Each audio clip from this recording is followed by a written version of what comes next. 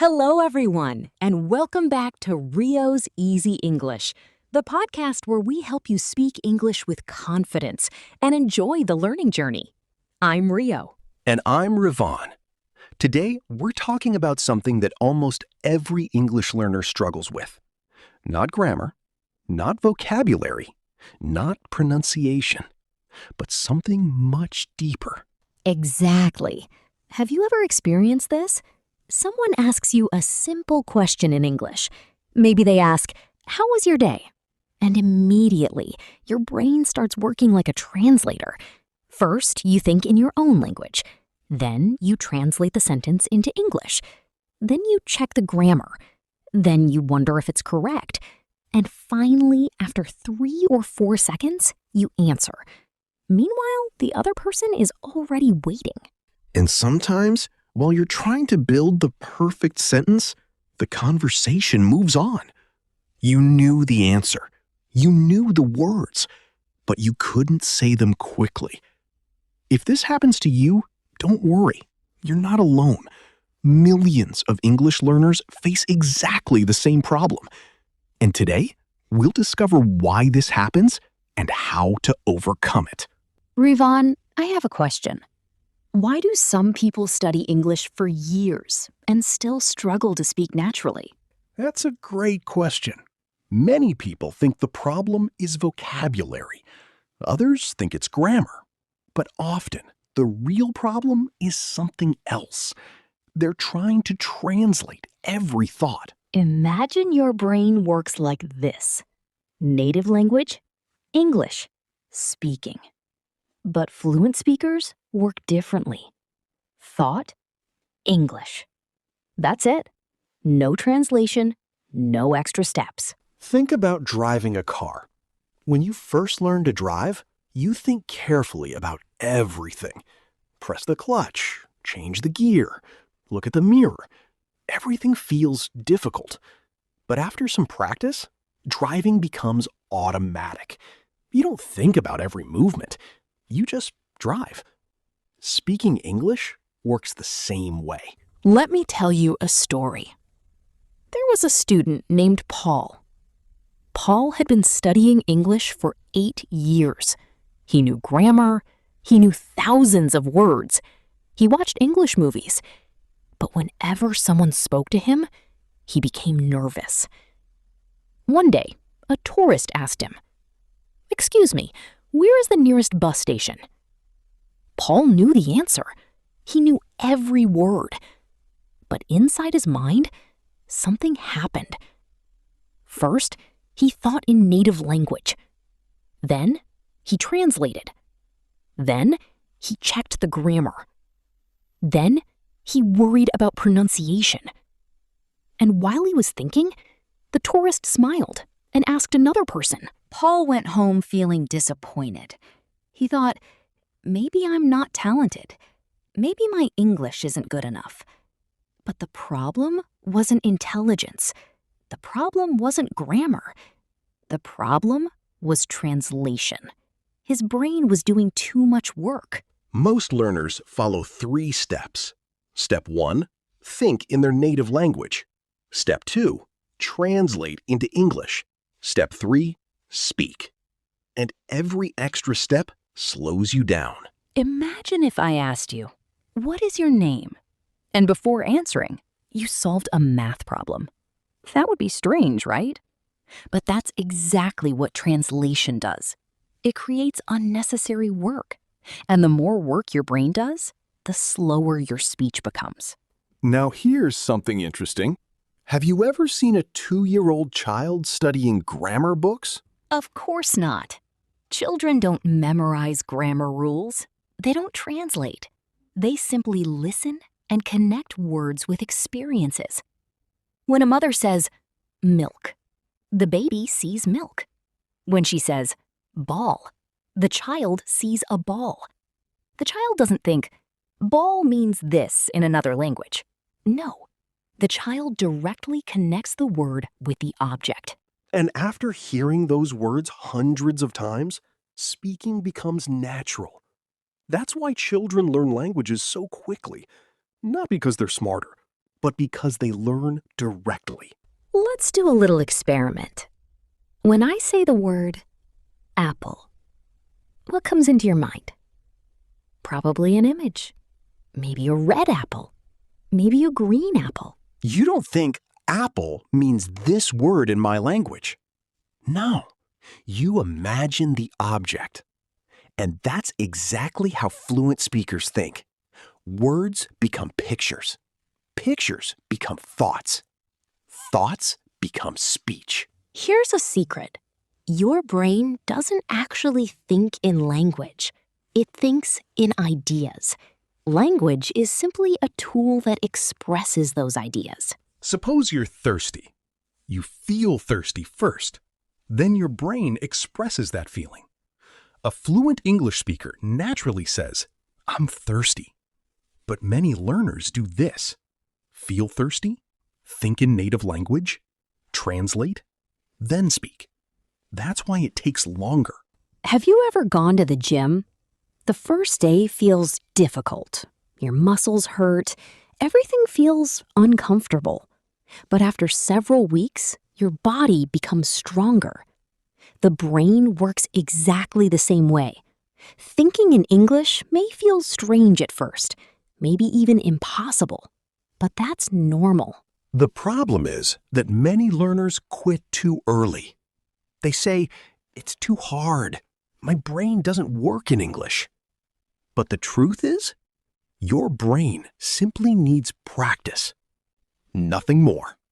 Many people say, I'll start speaking after I master grammar. But grammar isn't the starting point. Communication is. Think about children again. Do they speak perfect grammar? Not always. They make mistakes. Lots of mistakes. But they keep speaking. And gradually, they improve. Perfection is not the goal. Communication is. If people understand you, you're succeeding. Mistakes are not enemies. They're teachers. I once knew a student named Sarah. Sarah was afraid to speak English. She wanted every sentence to be perfect. Before speaking, she checked grammar inside her mind. She corrected herself again and again. As a result, she spoke very slowly. One day, her teacher told her something interesting. He said, "Stop trying to sound perfect. Try to communicate."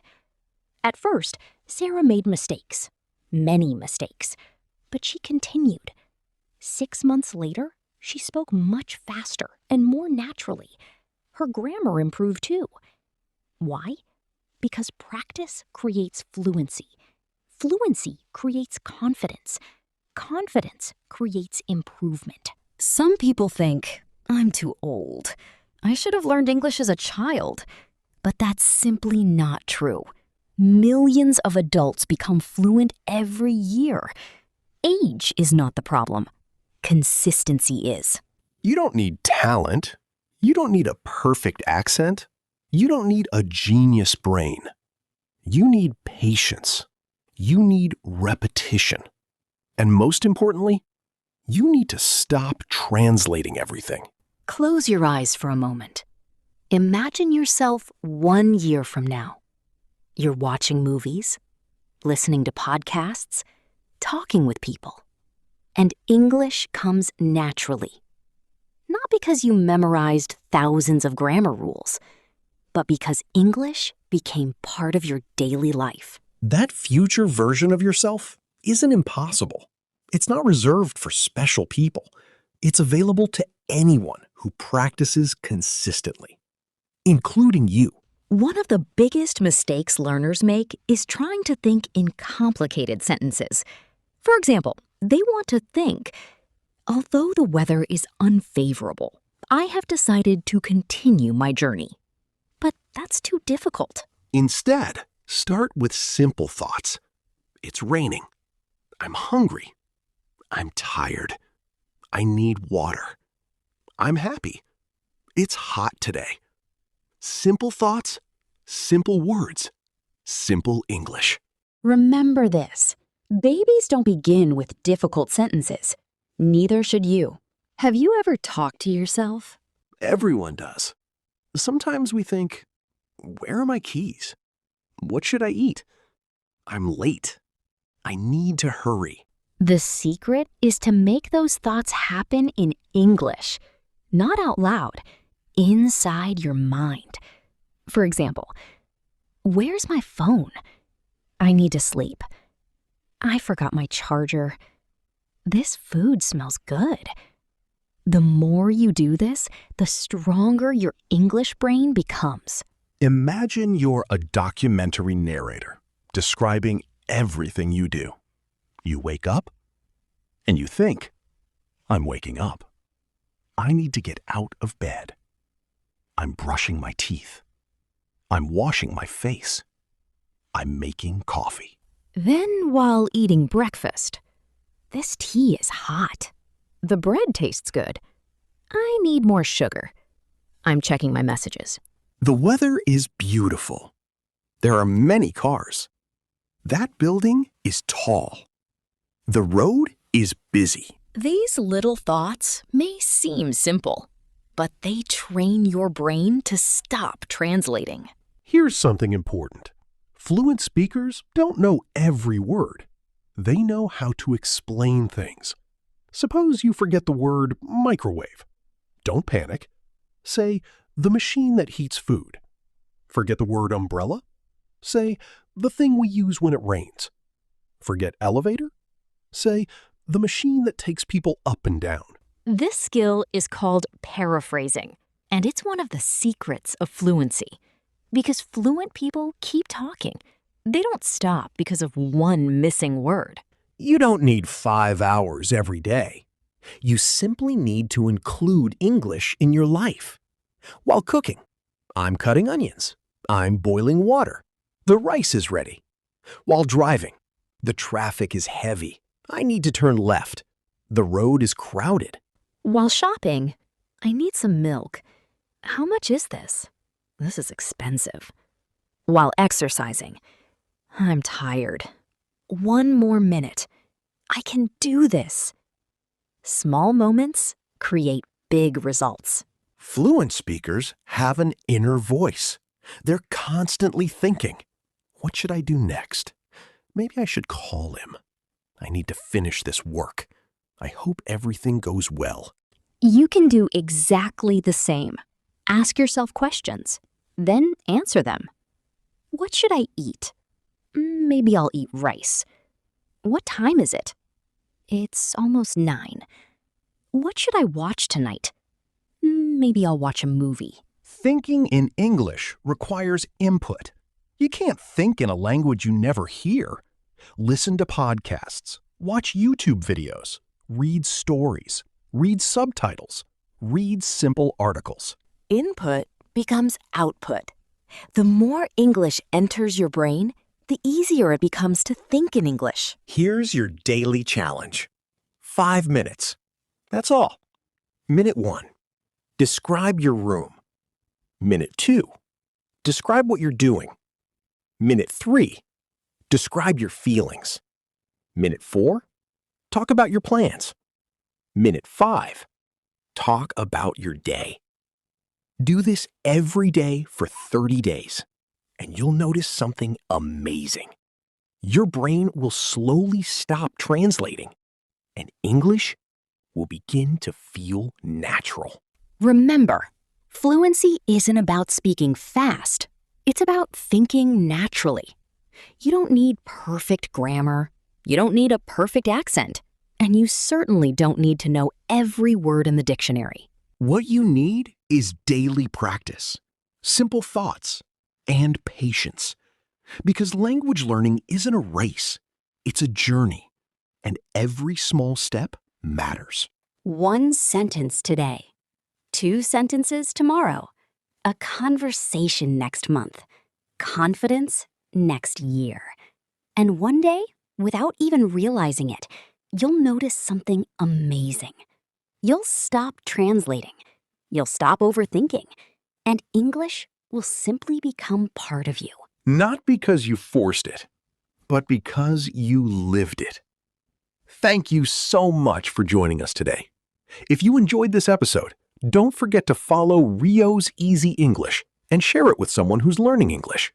Until next time, stop translating English. Start living English. Keep learning, keep listening, and keep thinking in English.